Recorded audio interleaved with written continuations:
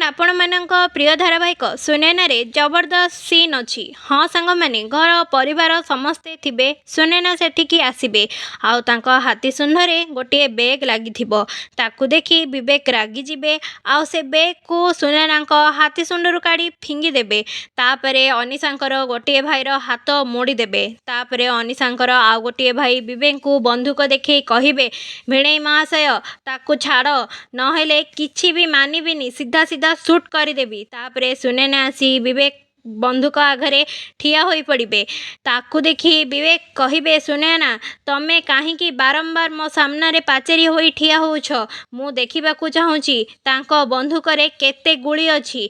आपण माननकू आजिर प्रमो देखि केमिति लागिला कमेंट रे जणे दियंतु। आम चैनल को लाइक शेयर सब्सक्राइब करबाकू जमारू भी भूलंतु नहीं।